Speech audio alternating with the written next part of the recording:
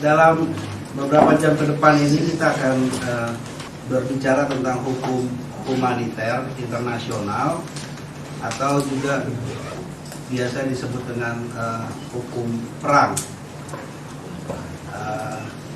atau juga biasa disebut dengan hukum sengketa bersenjata atau kalau oleh Palang Merah Indonesia itu disebut dengan nama hukum periksa manusia internasional.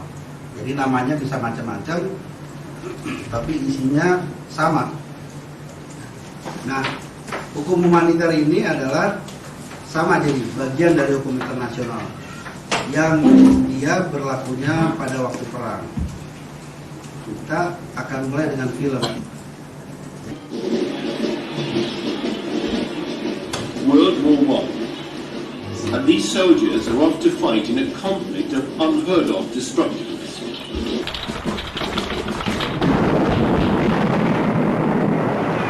Rules governing the conduct of battle were only made the subject of international treaties in the 19th century.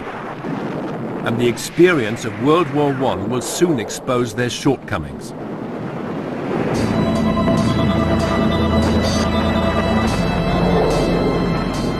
Poison gas is used for the first time to devastating effect.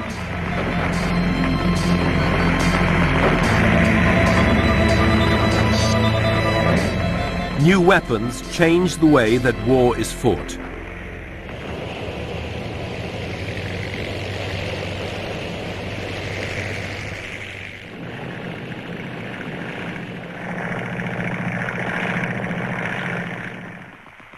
Battlefield casualties are huge.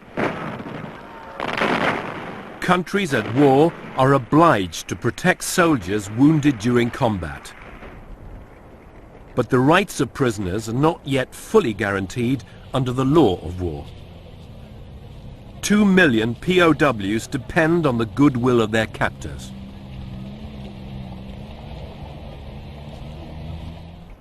All this changes during the 1920s. The international community extends legal protection to POWs and also outlaws poison gas. Jadi itu sebagai satu pengantar dari mengenai hukum perang. Jadi kesan yang ditangkap di situ tadi adalah bahwa dia kan menggambarkan bagaimana hukum perang itu berkembang sejalan dengan teknologi perang dan taktik berperang. Jadi di sini kemudian bagaimana kemudian hukum perang itu diterapkan, disusun, kemudian diterapkan oleh pihak-pihak yang bersengketa, kemudian ditegakkan. Pada bagian terakhir tadi kan ada beberapa penjahat perang atau pelaku kejahatan perang yang kemudian mereka dihukum melalui mekanisme yang ada. Kalau kita lihat sejarahnya, ya, sebetulnya itu sudah lama sekali hukum perang dan hukum kebiasaan berperang itu ada. Bahkan ada di berbagai ayat kitab-kitab suci dari umat beragama.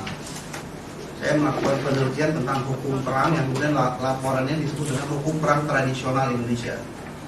Jadi kami mencoba meneliti di semua suku bangsa yang ada di Indonesia, mulai dari Aceh sampai dengan Papua. Apa benar ada hukum perang itu? Ternyata ada. Jadi sejak zaman kerajaan-kerajaan juga dulu ada. Baik itu di Aceh, di Sumatera Utara, di Sumatera Barat, Sumatera Selatan, Jawa, Kalimantan, Sulawesi, Nusa Tenggara, Bali, Maluku, dan Papua. Papua misalnya, di suku bangsa misalnya, mereka berperang gitu ya. Hukum perang yang berlaku adalah itu tidak, kalau ada perang suku itu tidak akan berhenti kalau korbannya belum sama, betul nggak? Iya. Kalau misalnya di sini korbannya 1, di sana 2, harus 2, sama-sama 2, betul kan? Itu mengayau, memotong kepala, itu ya. Kenapa kok orang Kalimantan waktu berperang dengan orang Madura itu dipotong-potongin kepalanya, betul kan? Sampit, pernah dengar cerita Sampit? Ya kan? Emang itu budayanya Kalimantan begitu mengayau, itu budaya perang mereka begitu. Bagi mereka potong kepala musuh, kemudian mereka lempar ke tengah medan pertempuran untuk membakar semangat gitu. Tapi hukum perangnya pun mereka ada. Waktu kami melakukan penelitian di Ternate Tidore itu ada hukum perang yang berlaku bahkan lebih maju dari hukum perang yang ada di barat. Coba bayangkan. Saya nggak tahu kenapa kok Ternate Tidore itu hukum perangnya sama dengan di Sulawesi Tenggara dan Sulawesi Tengah. Mungkin ada hubungan budaya dulu. Jadi gini, di sana itu kalau kita lihat di konvensi Jenewa yang katanya paling hebat sedunia itu, ternyata ada yang lebih hebat kita, paling tidak dalam satu hal, mengatur tentang tawanan perang. Kalau konvensi Jenewa itu tawanan perang itu ditawan, dia harus diperlakukan secara manusiawi gitu, dikasih makan, dikasih tempat dan sebagainya. Tapi di Ternate dan Tidore itu kalau mereka ditawan lebih dari 6 bulan, maka mereka dinikahkan, carikan pasangannya, ditaruh di satu tempat, tidak boleh kemana-mana, itu dinikahkan, karena kebutuhan seksnya harus dipenuhi. Cuman waktu saya tanya sama ahli budaya nanti, Pak, kalau dia sudah nikah sama yang lain gimana? Wah, itu nggak dijelaskan katanya. Tapi paling tidak ada yang lebih ada yang diatur seperti itu. Jadi itu hanya saya ingin menunjukkan bahwa hukum perang itu sudah berkembang sejak zaman dahulu kala. Dan istilahnya bisa macam-macam. Kalau ditanyakan definisi ruang lingkup, ini salah satu definisi aja. Jadi hukum perang itu intinya, gampangnya itu dia mengatur tentang perang. Berlakunya tentu saja pada waktu perang itu. Ada yang namanya jus ad bellum dan jus in bello kalau kita belajar hukum perang ini. Yang disebut dengan hukum perang itu atau hukum humaniter itu adalah jus in bello. Jadi jus ad bellum itu adalah hukum tentang perang. Kapan boleh dilakukan perang? Perang bagaimana yang benar? Ya, misalnya kalau menurut saya agresi Amerika ke Irak itu melanggar jus ad bellum. Tidak sesuai dengan jus ad bellum. Itu karena itu namanya agresi. Ya. Tapi hukum perang itu tidak menjawab pertanyaan agresi ini benar atau tidak, serangan negara ini ke ini benar atau tidak, serangan yang dilakukan kelompok ini terhadap kelompok ini benar atau tidak. Tapi jus ad bellum mengatur ketika perang itu sudah terjadi. Nah, di dalam masa perang itu ada beberapa ketentuan yang harus ditaati oleh pihak-pihak yang bersenjata. Kenapa sih harus ada gitu? Ya, tujuannya seperti tadi itu, gambar tadi itu. Jangan sampai ada akibat-akibat yang luar biasa yang timbul dari satu perang. Perang itu bisa dihindarkan nggak sih? Bisa kan? Bisa. Terus pertanyaan berikutnya, sebagai umat manusia kita selama ini sukses nggak menghindarkan perang? Enggak. Berhasil nggak? Enggak. Ternyata kita sebagai umat manusia yang ingin damai, katanya cinta damai, kemudian tidak ingin perang, kenyataannya sejarah peradaban kehidupan kita tuh lebih banyak perang daripada damainya. Kita inginnya tidak ada perang, tapi kenyataannya terjadi. Perang dunia yang terakhir kapan? Perang dunia kedua. Tahun 45 ya. Negara-negara di dunia ini sudah berjanji tidak akan lagi mau berperang. Betul nggak? Baca piagam PBB, ditandatangani oleh semua negara. Kami berjanji tidak akan berperang dan tidak akan menggunakan cara-cara kekerasan dalam menyelesaikan sengketa antar kami, antar negara. Ternyata bohong. Coba tahun 45 sampai sekarang dijejerin tahun berapa yang kita benar-benar tidak ada perang di dunia ini. Ternyata lebih banyak perang. Ya kan? Kita aja Indonesia misalnya, sejak kita merdeka banyak damainya atau banyak sengketanya kita? Nah, kan? Mulai dari pemberontakan PKI, musuh, NII, PDRI, Kahar Muzakar, GAM. Nah, belum sampai di GAM lagi, misalnya di Kartosuwiryo, RMS, sampai sekarang nggak tahu. Ya itu nyatanya, kita maunya damai, kenyataannya lebih banyak sengketa. Eskalasinya macam-macam. Karena itu kemudian hukum perang dibuat lah. Tujuannya apa? Untuk meminimalkan akibat dari perang. Jadi tujuan hukum perang itu bukan untuk mencegah perang. Hukum perang itu melihat, atau hukum humanitar melihat perang sebagai suatu kenyataan. Nah, bagaimana caranya dalam kenyataan yang terjadi yang sangat sayangkan terjadi itu, kemudian akibat-akibatnya bisa diminimalkan. Maka diaturlah berbagai aturan-aturan. Nah, ini misalnya contoh. Ini salah satu aturan dasar dari hukum perang. Orang-orang yang on the combat itu, orang-orang yang tidak mampu berperang lagi, tidak aktif lagi berperang, dia harus dilindungi dan diperlakukan secara manusiawi. Itu sering terjadi. Ya. Padahal semua tentara diajarin, dia memang nggak ngerti bahasanya apa. What is it katanya, atau peduli amat katanya. Tapi sebetulnya tanda begini semuanya sudah tahu gitu loh. Betul nggak? Betul. Itu pelanggaran sering terjadi. Kemudian yang kedua adalah bahwa mereka yang luka sakit harus dirawat dan dikumpulkan. Perlindungan itu mencakup juga bagi personel medis, bangunan, transportasi, dan peralatan medis. Kemudian aturan dasar yang berikutnya adalah kombatan dan sivilan itu berhak untuk dihormati. Dan orang-orang yang terlibat dalam peperangan itu tidak boleh dijadikan objek penyiksaan, baik itu diberikan hukuman badan atau kekejaman atau tindakan-tindakan penghinaan lainnya. Misalnya tentang kombatan dan sivilan ini, di dalam film tadi digambarkan bagaimana peristiwa di kampung My Lai di Vietnam itu, bahwa dalam sebetulnya operasi itu dilakukan oleh satu kompi. Kemudian di dalam kompi itu ada satu peleton namanya peleton Charlie, dipimpin oleh Letnan Kelly. Itu dalam waktu 4 jam peleton ini berhasil membunuh orang 350 orang. 4 jam. Sayangnya yang dibunuh itu bukan Vietcong, semuanya orang tua dan anak-anak, perempuan. Tadi ada gambaran kan, gambar tadi disebutkan di film itu ada ibu-ibu, sekelompok ibu-ibu, dikatakan mereka ini ditembak hanya beberapa detik setelah gambar ini diambil. Betul itu. Beberapa detik setelah itu terus mereka diberondong. Dokumentasi itu datang dari dokumentasi Amerika. Karena di Amerika memang setelah 30 tahun itu file itu harus dibuka. Ya kan? Setelah 30 tahun terbuka dibuka semuanya. Ya. Aturan dasar lainnya dilarang menggunakan metode atau persenjataan yang mengakibatkan penderitaan berlebihan.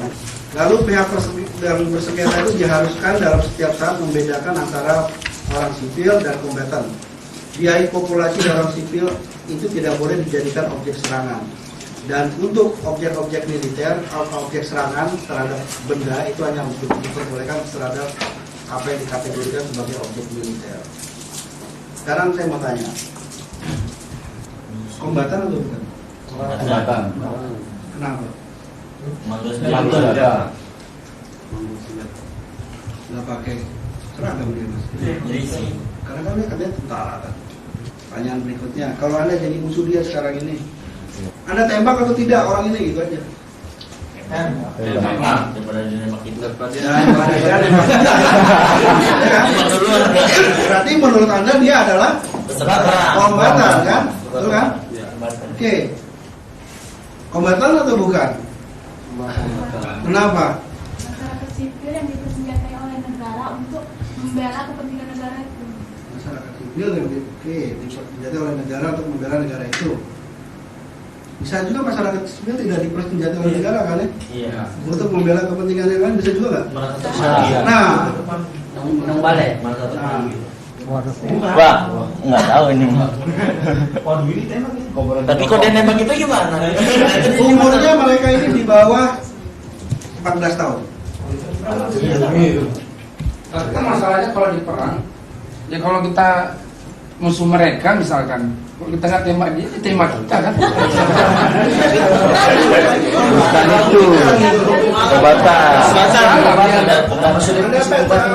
Pengobatan. Kan dia sebagai musuh atau tidak gitu.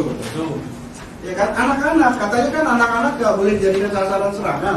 Iya. Betul kan? Anak-anak yang seperti apa? Nah, anak-anak kan nyatanya kan nggak gampang gitu. Iya. Kalau kita lihat definisi hukumnya. Nah, ada isu dalam beberapa tahun belakangan ini, isu tentang children combatant. Ya.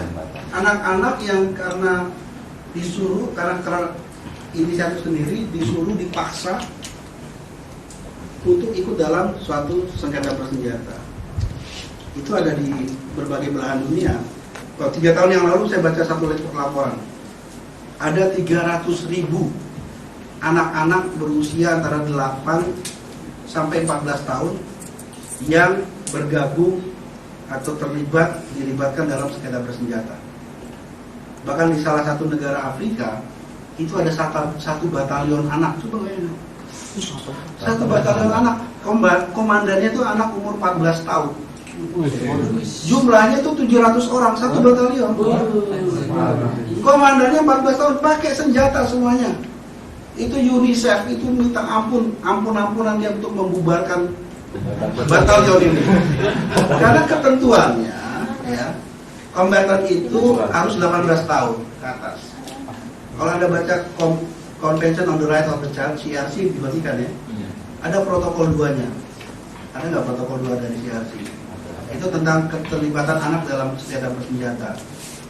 Di situ disebutkan boleh dalam keadaan terpaksa atau keadaan tertentu negara boleh merekrut orang-orang yang di bawah 18 tahun.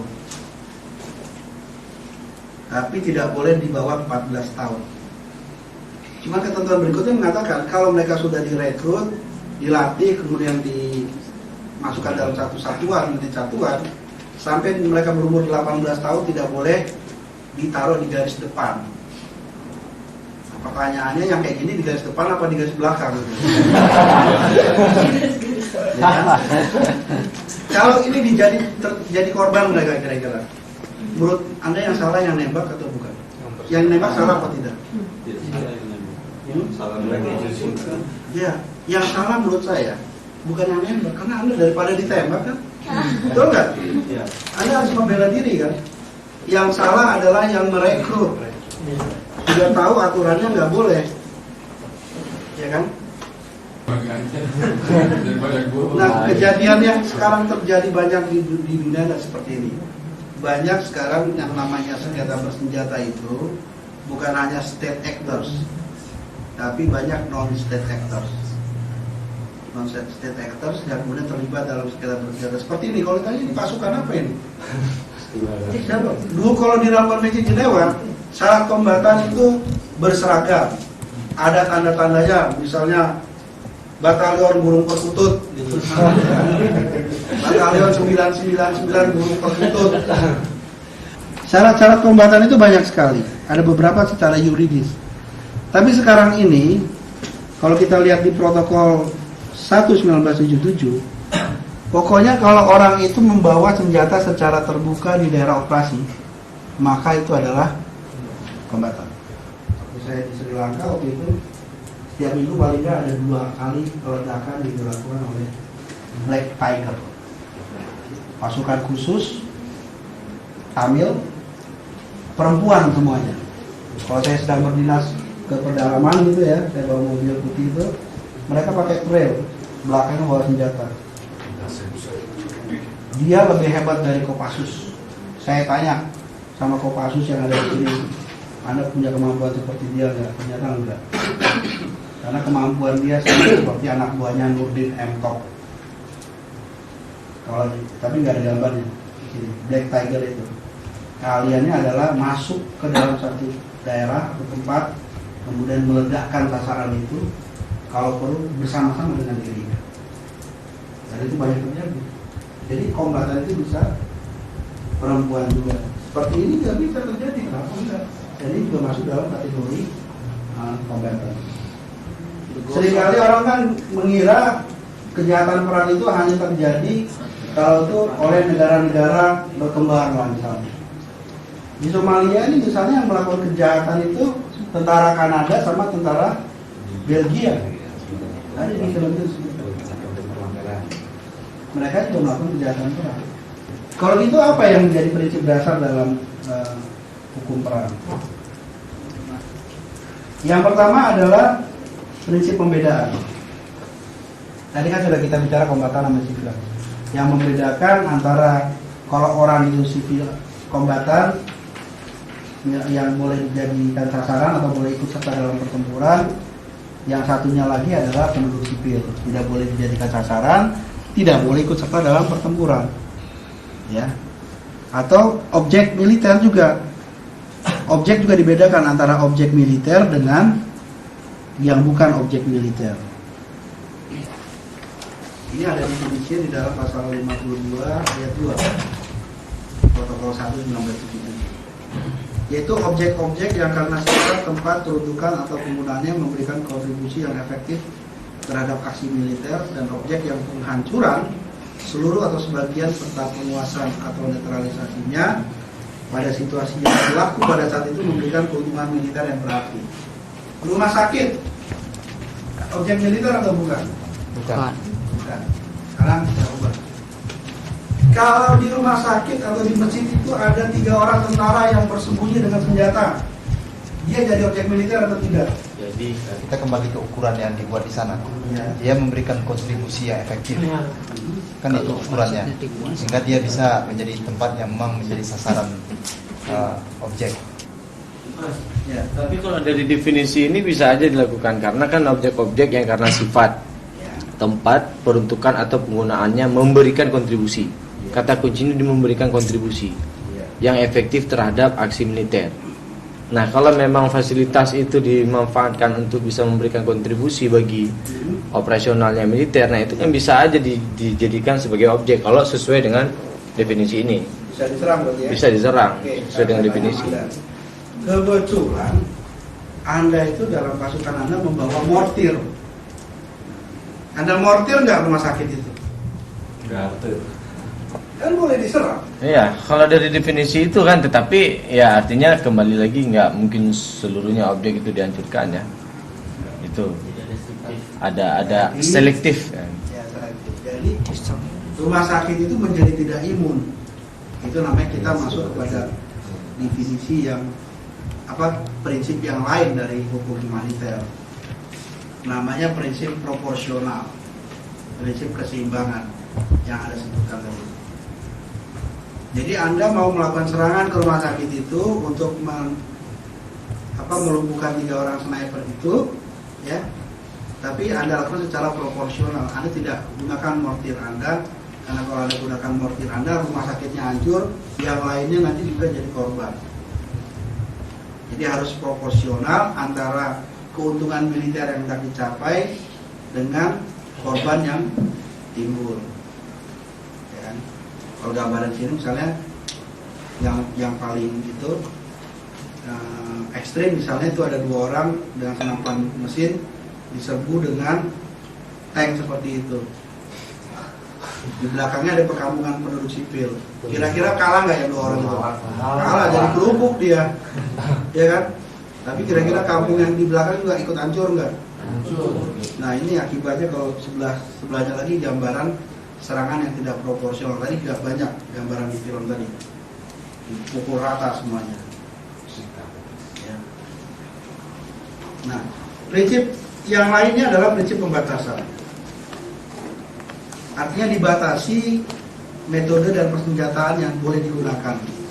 Misalnya tidak boleh menggunakan cluster munition atau senjata ranjau darat anti personil. Ranjau darat anti personil ini dulu pernah ada riset dilakukan oleh ICBL, International anti ban landmines itu. Itu katanya di dunia ini setiap 20 menit itu ada 1 orang korban ranjau seperti ini. Setiap 20 menit. Bayangkan, senjata tidak seperti ini juga dilarang, exploding peluru yang diperluas, karena berdasarkan penelitian, pernah dilakukan penelitian, peluru seperti itu ditembakkan ke satu blok sabun yang kira digambarkan seperti tubuh manusia, itu lebarnya 160 cm, itu masih tembus dia. Ini sudah dilarang, ya, exploding bullet, ada konvensinya. Senjata kimia misalnya sudah dilarang, senjata biologi juga dilarang, senjata laser yang bisa membutakan itu juga dilarang. Jadi ada konflik, banyak sekali konflik. Jadi kalau Anda search, masuk ke website icrc.org, terus masuk aja IHL, kemudian cari aja di situ ada international instrument, itu cukup banyak yang mengatur tentang senjata-senjata itu. Persoalannya kan seringkali udah ada hukumnya, kemudian nyatanya pelanggarannya cukup banyak gitu. Terus bagaimana? Ya norma hukum yang biasa, kalau ada pelanggar ya harus dihukum, ya kan? Hukum itu dibuat untuk ditegakkan, bukan dilanggar. Hukum itu dibuat untuk ditegakkan, ya. Nah, mekanisme yang ada itu adalah ada mekanisme nasional dan mekanisme internasional. Untuk hukum perang atau hukum humaniter, mekanisme yang pertama digunakan adalah mekanisme nasional.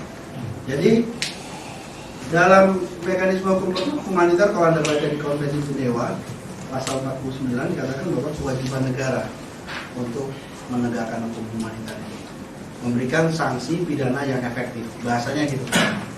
Kewajiban negara untuk memberikan sanksi pidana yang efektif kepada mereka yang melakukan atau yang menyuruh melakukan. Nah, kalau misalnya mekanisme nasional tidak berjalan, nanti baru mekanisme internasional. Di hukum internasional tidak ditentukan hukumannya harus sekian tahun. Itu diserahkan kepada masing-masing negara. Ya. Apa sih kalau itu pelanggaran hukum humaniter atau kejahatan perang? Ini adalah salah satu definisinya. Supaya kalau kejahatan itu terjadi ketika atau berkaitan dengan konflik bersenjata. Konflik bersenjata itu bisa yang internasional maupun yang internasional, dilakukan terhadap orang-orang yang dilindungi oleh hukum humaniter. Yang dilindungi oleh hukum humaniter itu bukan penduduk sipil aja, ya Mbak ya, Mas. Jadi jangan salah bahwa seolah-olah hukum humaniter hanya melindungi orang sipil aja. Hukum humaniter juga melindungi kombatan yang sudah tidak lagi mampu bertempur, menyerah dan sebagainya. Tadi contohnya di Argentina, ya kan? Orang Argentina bagaimana dia menunjukkan melaksanakan hukum perang. Ada seorang penembak meriam, nembak pesawat Harrier Inggris, jatuh, pilotnya meninggal. Kemudian oleh Argentina mereka dikebumikan dengan upacara militer, diberikan penghormatan seperti itu. Mereka tahu agamanya apa, kemudian diupacarakan sesuai dengan upacara militer. Sama juga dengan Inggris, ketika pesawat Argentina jatuh ditembak di laut, pilotnya berhasil eject, terus ditangkap masuk ke kapal perang Inggris, kemudian dia dirawat gitu, dia sebagai tawanan. Hukum humaniter berlakunya kapan? Seperti yang tadi definisinya hanya berlaku pada situasi sengketa bersenjata. Sengketa bersenjata bisa dua macamnya, yang internasional antar negara, yang non internasional yang terjadi di dalam satu negara. Ya. Di luar ini tidak berlaku hukum humaniter. Yang berlaku adalah hak asasi manusia. Ya. Lalu bagaimana hubungan antara hukum humaniter dengan HAM, hak asasi manusia? Kalau saya gambarkan dengan gambaran seperti ini, jadi ada irisannya. Jadi ada beberapa hak yang itu spesifik diatur di dalam hak asasi manusia, ada beberapa aturan yang khusus diatur di dalam hukum humaniter, tapi ada yang merupakan irisan antara keduanya. Ya. Hak atas hidup itu misalnya. Di dalam hukum humaniter hak atas hidup juga dihormati. Kalau musuhnya Anda tadi sudah menyerah, maka harus dihormati hak atas hidup ini. Kalau yang dalam konflik yang terjadi di seperti Aceh, kemudian di Maluku itu gimana ini penerapannya? Prinsip-prinsip yang tadi. Kalau di Aceh itu saya berpendapat itu pada waktu itu terjadi sengketa bersenjata non internasional. Karena yang berhadapan sudah jelas. Jadi kalau kita lihat putusan Tadik ya, Tadik di ICTY, kan persoalan gimana? Kapan sih sesuatu situasi dikatakan perang? Nggak ada definisinya, Mas. Definisi perang itu kapan sesuatu dikatakan perang atau tidak. Misalnya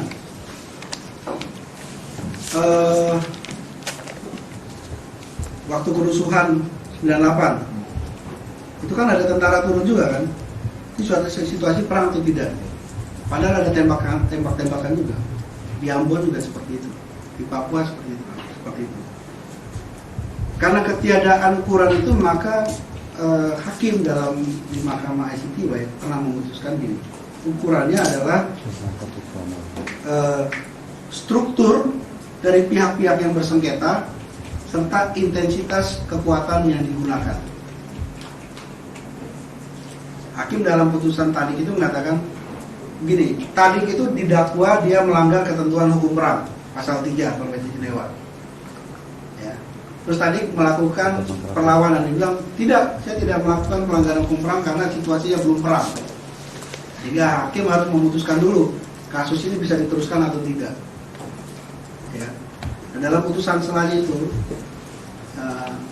hakim mengatakan ini, situasi di Yugoslavia sudah masuk dalam situasi sengketa bersenjata karena struktur dari pihak-pihak yang bersengketa serta kekuatan yang digunakan untuk itu sudah seperti perang. Jadi kalau kita lihat misalnya Aceh gitu ya, di sana udah ada tuh jelas yang dari Aceh coba dijawab, panglimanya jelas kan, panglima daerahnya ada kan, sampai panglima yang Panglima Sago. Kemudian kekuatan yang digunakan sudah jelas. Kekuatan yang digunakan pada waktu itu. Kemudian yang kedua lagi, sebetulnya ada Impres Aceh. Impres nomor 12 saya lupa tahun 2001 yang mengeluarkan pertama Gus Dur, habis itu Megawati. Pertanyaan oleh Megawati tentang penyelesaian Aceh secara terpadu. Ada nggak itu? Ada kan? Di situ memberikan tugas kepada sejumlah menteri, termasuk kepada Kapolri dan Panglima TNI untuk melakukan operasi keamanan. Berdasarkan itu kemudian TNI membentuk Koops, betul nggak? Komando Operasi. Situasinya sudah sengketa bersenjata menurut saya sana. Sudah terpenuhi secara struktur dan organisasi dari dua pihak ini yang bersengketa. Karena itu saya pernah ditanya, kantor kami pernah diminta pendapat oleh Komnas HAM waktu itu tentang apakah di Aceh itu sudah terjadi pelanggaran hukum humaniter atau tidak. Kami jawab, pokoknya panjang jawabannya, tapi intinya jawaban kami adalah bahwa kami tidak melakukan studi lapangan, tapi berdasarkan bahan-bahan bacaan yang ada, laporan-laporan yang ada, mengatakan di Aceh situasinya adalah sengketa bersenjata non internasional dan mungkin terjadi kejahatan perang sana, pelanggaran hukum humaniter. Dan pelanggaran hukum humaniter itu dilakukan oleh baik pihak pemerintah maupun pihak GAM. Nah, karena misalnya kami baca di laporan-laporan itu pernah GAM membakar ratusan sekolah. Ada kan itu? Tapi kemudian ada juga pihak pemerintah yang bakar kampung.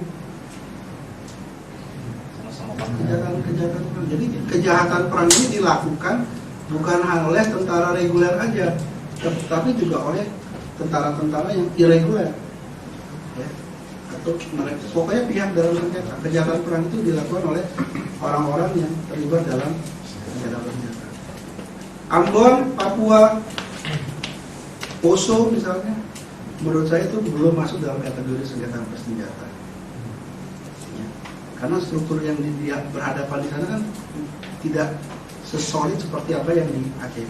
Bahkan OPM misalnya, barangkali strukturnya tidak sesolid struktur GAM. Yang muncul kan kualitas yang baik. Dan kualitas satu lagi.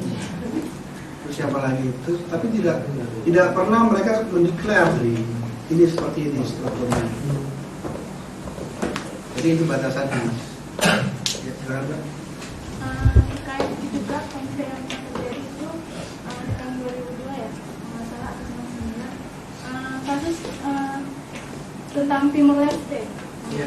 Ada keterkaitan campur tangan antara negara asing yaitu pihak Australia terhadap konflik yang terjadi itu untuk memerdekakan Timor Leste itu apakah bagian itu merupakan pelanggaran hukum humaniter? Dan kalau memang merupakan hukum humaniter, itu pernah tidak terjadi peradilan terhadap pelanggaran hal itu? Ada yang namanya internasionalisasi internal armed conflict.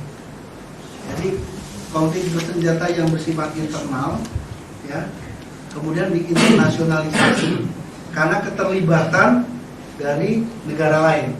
Itu kan internal armed conflict, ya. Kayak tim-tim dulu misalnya. Anda ada tim-tim bukan? Ya, Mana ada tim? Nah, ada tim-tim. Tim-tim misalnya dulu. Itu menurut saya itu sengketa bersenjata non internasional pada waktu itu. Karena terjadi di dalam wilayah Indonesia pada waktu itu. Ya. Tapi kemudian belum terjadi internasionalisasi konflik sana karena Australia itu masuknya setelah jejak pendapat, betul kan? Ya. Australia masuknya itu setelah jejak pendapat dan mereka masuk dengan interfet. Resmi mereka masuknya itu lalu dengan interfet, International Force for East Timor, yang kemudian diganti oleh UN apa? UN apa namanya? UN Peacekeeping ya di sana. Interfet dibubarkan.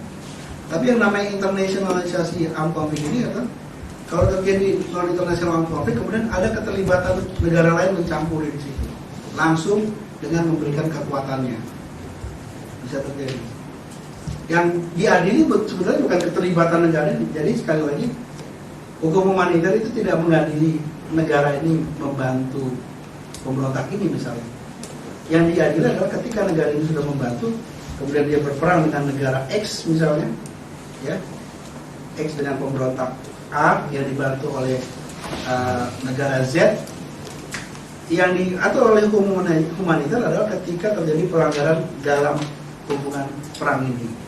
Kalau masalah ini melanggar hukum jus ad bellum tadi, hukum tentang perang, bukan hukum perangnya, hukum tentang perang. Ya, jadi itu melanggar hukum internasional, ikut campur urusan dalam negeri dari satu negara, itu melanggar hukum internasional. Tapi bukan hukum perang, tapi ada ukurannya ini, Mbak. Keterlibatan ini sifatnya harus direct dan berpengaruh langsung terhadap. Misalnya gini, GAM itu dulu dapat senjatanya kan antara lain dapat dari daerah Thailand, karena di sana ada apa namanya perdagangan gelap senjata. Kan kita tidak bisa mengatakan Thailand membantu GAM, walaupun memang belinya di sana gitu. Ya, ada ukurannya, Mbak. Asal bantuan itu harus direct. Saya bertanya-tanya itu seperti Amerika menggunakan fosfor putih ya dalam perang lawan Irak itu. Apakah itu sebenarnya sudah ada konvenannya atau belum? Dan andai kata konvenannya sudah ada dan Amerika tidak meratifikasi misalkan konvenan itu, apakah dia tetap masih bisa memakai? Tidak menggunakan seperti itu. Namanya siapa, Pak? Sorry, nama saya Maria. Maria. Mbak Maria. Jadi memang ada 80 lebih konvensi yang mengatur tentang senjata. Ya. 80 lebih konvensi yang mengatur tentang. Dan ada banyak sekali negara ini meratifikasi. Jadi kalau bahasa Jawa, dari mana, Mbak? Anda dari mana? Dari Surabaya, nah, betul. Kalau bahasa Surabayanya itu harus metani, Mbak. Harus metani ini konvensi ini siapa aja yang meratifikasi. Ya. Tapi ada satu prinsip, Mbak. Ada yang namanya ketentuan hukum kebiasaan internasional. Ya. Jadi kalaupun negara itu tidak meratifikasi, dia sudah, makanya di dalam hakim tadi mengatakan Anda didakwa telah melanggar ketentuan pasal 3 dari statuta atau hukum kebiasaan dalam berperang. Penggunaan senjata-senjata itu oleh hukum kebiasaan internasional dilarang karena menimbulkan akibat yang luar biasa. Fosfor putih, Agent Orange pernah digunakan di Vietnam. itu juga dilarang. Bahkan ada konvensi yang masuk tentang modifikasi lingkungan. Modifikasi lingkungan itu juga Amerika juga, ya, dia bikin awan buatan. Tapi kemudian awan itu nanti setelah itu turun hujannya itu asam. Jadi kalau kena itu ada gatal-gatal.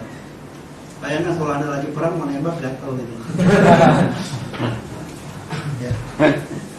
Itu ada konvensi. Jadi kalau negara itu belum meratifikasi, ada yang namanya customary international law. Biasanya, bukan biasa, di ICC di Statuta Roma dikatakan melanggar ini dan kebiasaan perang. Anda baca pasal 8 dari Statuta Roma.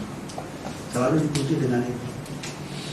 Unfortunately kemudian banyak negara yang mencari escape clause-nya gitu. Itu kaitan dengan tadi Bapak sudah jelaskan bahwa ada pengklasifikasian antara reguler dan irreguler ini. Nah, iya.